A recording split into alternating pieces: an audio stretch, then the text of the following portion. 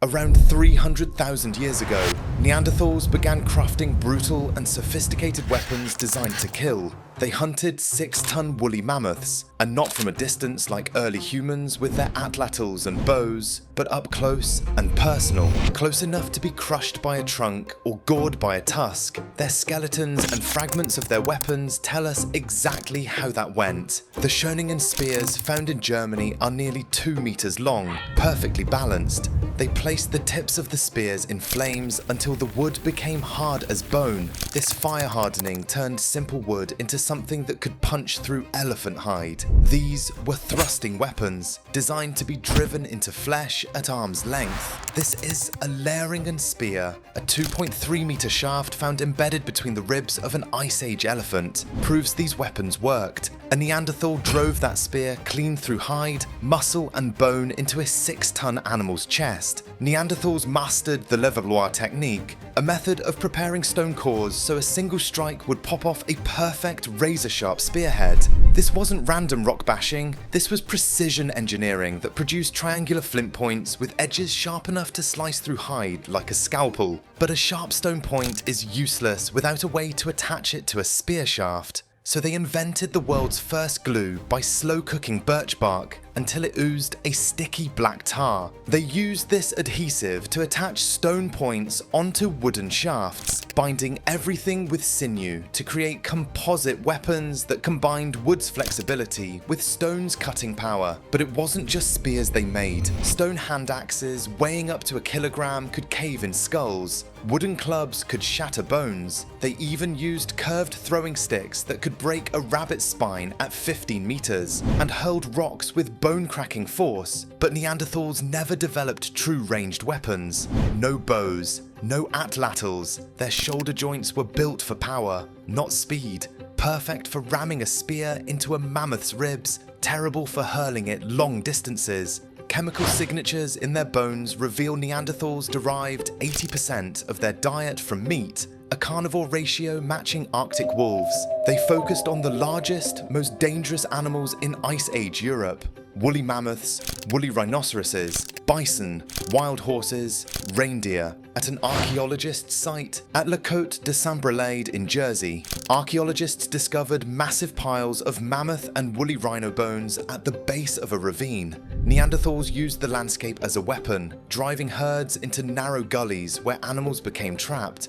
Once confined, small hunting parties could close in and attack from multiple angles. Their tactics relied on stealth and patience. They'd position themselves downwind, hiding near water sources or migration routes. When prey approached, they'd explode from cover, multiple hunters thrusting spears at the soft underbelly, neck, or between ribs. The goal was to puncture lungs or major blood vessels. A mammoth hunt required nerve. Multiple spears driven into soft tissue while avoiding the thrashing trunk and tusks that could crush a human in one swing. Woolly rhinos with poor eyesight would charge blindly, 2 tons of muscle behind a massive horn that could gore straight through a torso. Bison had horn spans wider than a man's outstretched arms. Even horses could kick with bone-breaking force. Every hunt put Neanderthals within range of deadly counterattacks, and their bones show how often hunts went wrong. An estimated 79 to 94% of adult Neanderthals suffered at least one major traumatic injury during their lives. Over a third had multiple severe injuries.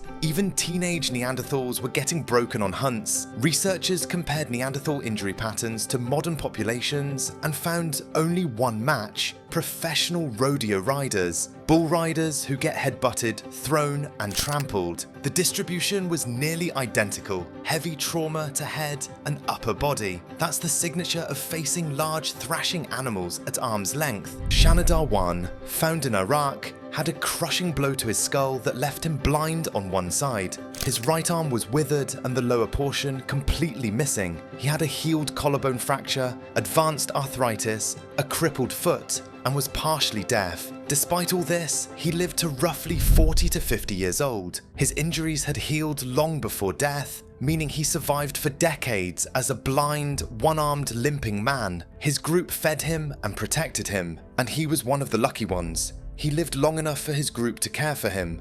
Many didn't. About 80% of Neanderthals died before age 40. The injuries accumulated faster than bodies could heal. But their prey weren't the only things trying to kill them. Neanderthals lived in small, isolated bands, maybe 10 to 20 individuals scattered across vast territories.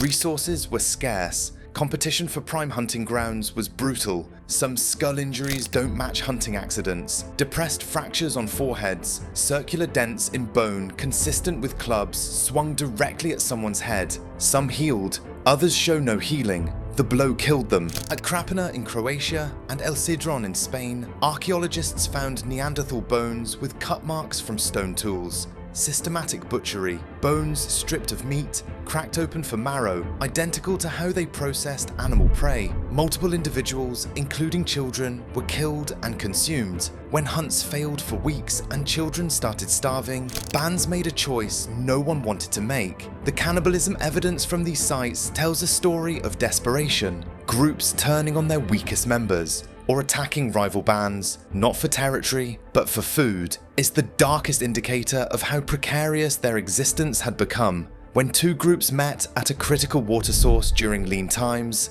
violence was inevitable. Spears thrust at torsos, clubs swung at heads, hand axes driven into necks. Brutal, personal, deadly. Neanderthals faced violence from prey and from each other, but the deadliest threat was still coming. Around 45,000 to 40,000 years ago, modern humans pushed into Europe. Shanidar III, found in the same cave as Shanidar I, had a puncture wound in his rib that was partially healed when he died. Modern forensic analysis reveals a narrow hole that pierced between ribs, the wound from a projectile thrown from distance. The shape doesn't match thick Neanderthal spears. This came from something lighter, faster, launched from farther away. Some researchers believe this is the first murder between human species. A modern human striking a Neanderthal from 20 or 30 meters, a range where the Neanderthal couldn't defend himself. Shanidar III lived for weeks before infection killed him. He died slowly, unable to fight back against an enemy beyond his weapon's reach. Humans had atlatls that could launch spears 30 to 50 meters with lethal force. Later, bows that could kill at 100 meters. Imagine a Neanderthal hunting party encountering humans. Neanderthals would need to sprint within 10 meters to attack. Humans could start killing while Neanderthals were still 30 meters away, defenseless. It's hardly a fight, it's target practice. Where Neanderthals and humans overlapped geographically, Neanderthal populations collapsed within centuries. The timing is too consistent to be coincidence. Climate chaos around this same time made everything worse. Rapid swings between warming and freezing crashed prey populations just as a more efficient predator arrived. Megafauna herds that Neanderthals depended on migrated away or died off. The few that remained became battlegrounds between two human species, and only one had weapons that could strike from safety.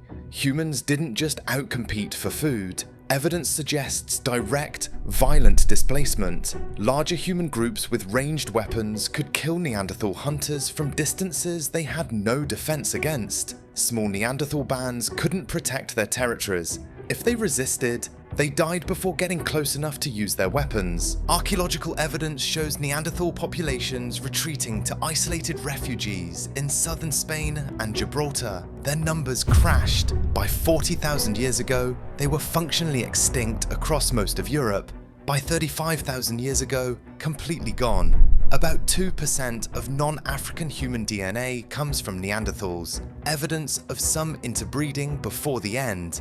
But as a distinct people, they were erased. The last Neanderthals died roughly 40,000 years ago, some killed by climate and starvation, some killed by prey in hunts gone wrong, some killed by each other in desperate fights over dwindling resources, and some, like Shanidar III with a projectile through his ribs, killed by humans they never saw coming. Their weapons were brutal and effective for 300,000 years. But in a world where violence came from every direction, the species that could kill from the farthest distance won. Neanderthals lived by the spear, and they died by weapons they never learned to make. My name is Joe, and thank you for watching. Subscribe to Buried Earth. We're trying to hit 20,000 subscribers. And if you enjoyed this video on Neanderthal weapons, we have many more. so make sure to click on another video on screen right now